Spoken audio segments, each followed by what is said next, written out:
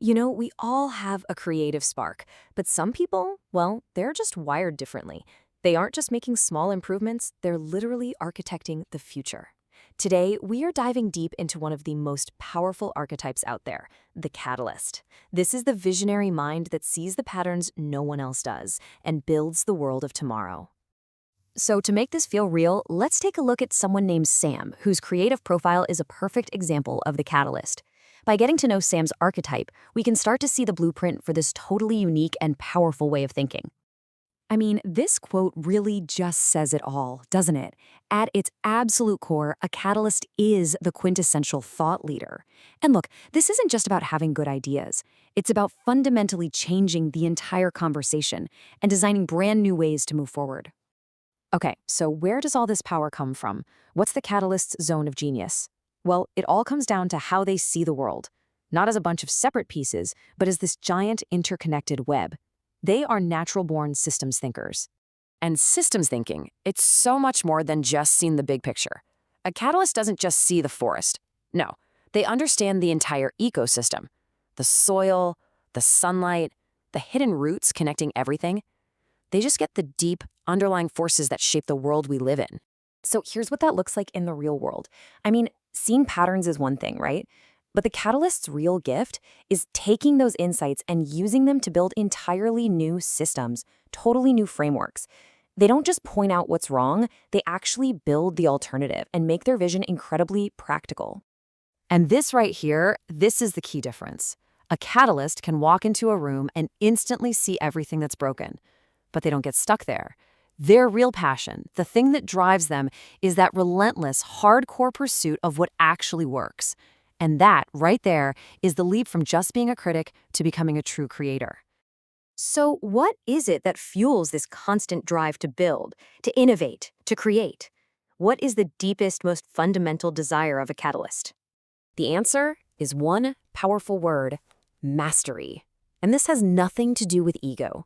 It's this deep, internal need to understand something so completely that you can actually reshape it from the inside out, to contribute something that truly lasts.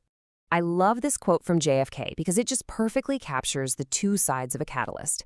They are idealists without illusions. What does that mean? It means they have this huge optimistic vision for what the world could be, but at the same time, they are grounded in a brutally honest understanding of the problems we face. Visionary and realistic, all at once. For a catalyst, these are never just abstract thoughts or theories. They truly live and breathe their vision.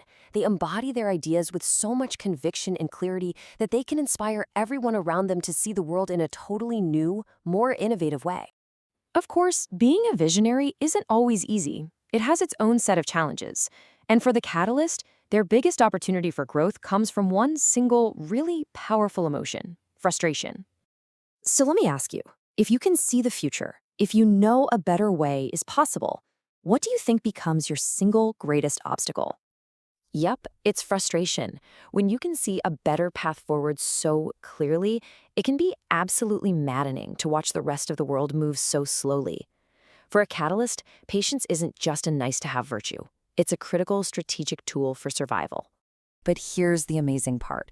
For a catalyst, that frustration isn't a stop sign. It's fuel.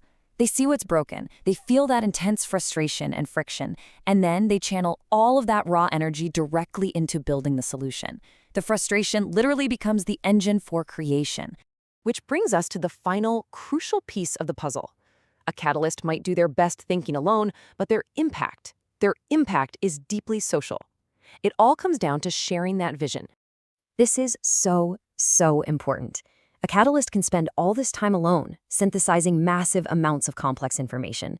But their true power, the thing that makes them a force for change, is only unlocked when they share that vision with other people. The thinking is the input, but the communication is the output that changes the world. And when a catalyst finally does share their vision, wow, it's transformative. They don't just give you a list of facts.